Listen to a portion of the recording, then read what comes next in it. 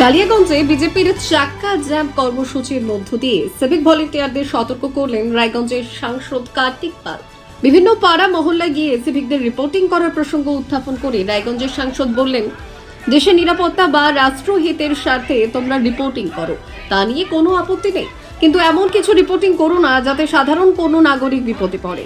সিভিকদের সতর্ক করার পাশাপাশি এদিন পুলিশ প্রশাসনের প্রতি রায়গঞ্জের সাংসদের বার্তা সবসময় মুভমেন্ট নিয়ে আসবেন না, মানবিকতার সঙ্গে সবকিছু ভাবুন।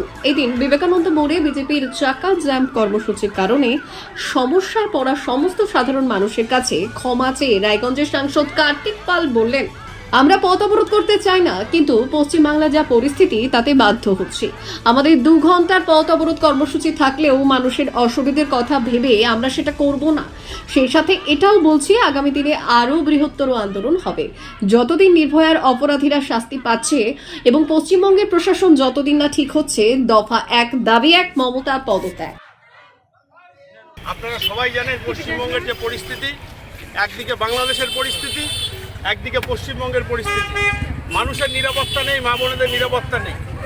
তাই আপনারা সবাই জানেন যে আরজিকরের যে হত্যা হয়েছিল, সেই হত্যার প্রতিবাদে বিজেপির ডাকে আজকে পশ্চিমবঙ্গের সমস্ত মণ্ডলে, আজকে আমাদের কালিয়াগঞ্জের 6 জায়গায়, প্রতিটি জায়গায় আমাদের পথ অবরোধ চলছে। আমরা পথ অবরোধ করতে চাই না, কিন্তু পশ্চিমবঙ্গের যা পরিস্থিতি তাতে আমরা বাধ্য হচ্ছি। আমরা সর্বস্তরের সাধারণ মানুষের কাছে ক্ষমাপ্রার্থী পথ অবরোধের জন্য। আমাদের 2 ঘন্টা পথ অবরোধ থাকলেও আমরা সেটা করব না মানুষের অসুবিধার কথা ভেবে। তার সাথে এটাও বলছি, আগামী দিনে আরও বৃহত্তর আন্দোলন হবে, যতদিন না নির্ভয়ের যে অপরাধীরা আছে তারা শাস্তি পাচ্ছে এবং পশ্চিমবঙ্গের প্রশাসন যতদিন না ঠিক হচ্ছে। দফা 1 দাবি 1 মমতার পদত্যাগ, এই আন্দোলন আমাদের চলবে। ঠিক তেমনি আমাদের সাহেবঘাটার বোনের আমরা বিচার চাইব। রাধিকাপুরে পুলিশ যেভাবে মৃত্যুঞ্জয় বর্মনকে গুলি করে হত্যা করলো, তার বিচার আমরা চাইব। আগামী দিনে আমরা আরও বৃহত্তর আন্দোলনে নামবো। আমি আবারও বারে বলছি, পথ চলতি মানুষ, সাধারণ মানুষের কাছে আমরা ক্ষমাপ্রার্থী।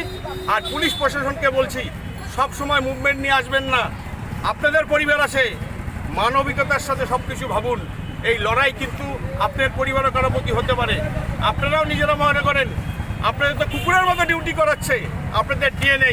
আর যারা সিভিক ভাই আছে, আমি বারে বলছি, তোমাদের আমি কোনো দোষ দিচ্ছি না, কিন্তু তোমরা প্রতিটা পাড়া মহল্লায় যেভাবে যাচ্ছ, বিভিন্ন রিপোর্টিং করছো, নিরাপত্তার সাথে, দেশের সাথে, রাষ্ট্রহিতের সাথে তোমরা সেই সমস্ত রিপোর্টিং করো, আমাদের আপত্তি নেই। কিন্তু বহু মানুষ অনেক দুঃখ কষ্ট ত্যাগ করে, বিশেষ করে আমি হই, আমার পরিবার হোক, তোমাদের পরিবার হোক, আমরাও কিন্তু সমস্ত সর্বস্ব ত্যাগ করে এদিকে এসেছি শান্তির জন্য। সুতরাং তোমরা এমন কোনো ইনফরমেশন দিতে যেও না যাতে সেই মানুষগুলো বিপদে পড়ে। তারাও নিরাশ্রয় হয়ে কিন্তু একটা সহযোগিতার জন্য আমাদের কাছে এসছে। হয়তো কোনো রাজনৈতিক দলের সেখানে কোনো সহযোগিতা তোমরা পাবা না, সেখানে তাদের কোনো লাভ হবে না, কিন্তু সাধারণ মানুষ হিসাবে সেই মানুষগুলোর উপকার করলে তোমার পরিবার আশীর্বাদ পাবে।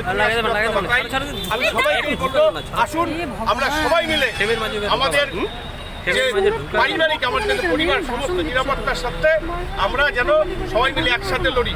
পুলিশ আমাদের শত্রু নয়। আপনাদের ঊর্ধ্বতন কর্তৃপক্ষ চাপ দিচ্ছে, আপনারা করছেন, কিন্তু আপনাদের কিছু ক্ষেত্রে মানবিকতারও লড়াই করতে হবে।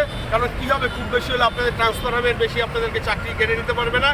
এক সরকার চাকরি করলে আরেক সরকার সেই চাকরি দিবে। আপনারা নৈতিক দায়িত্ব নিয়ে কাজ করুন, আমাদেরও সহযোগিতা পাবেন, কিন্তু সব সময় চোখ কান খুলে বিচারটা করার চেষ্টা করুন, তাতে আপনাদেরই আগামী দিনে লাভ আসে। আমি আর বেশি বলবো না। আমি আমাদের যারা এখানে নেতৃত্ব রয়েছেন সবাইকে বলবো, মানুষের অসুবিধা না করে মানুষের স্বার্থে আপনারা এখন পথ অবরোধটা তুলে দিন। ব্যুরো রিপোর্ট, উত্তরের প্রহরী।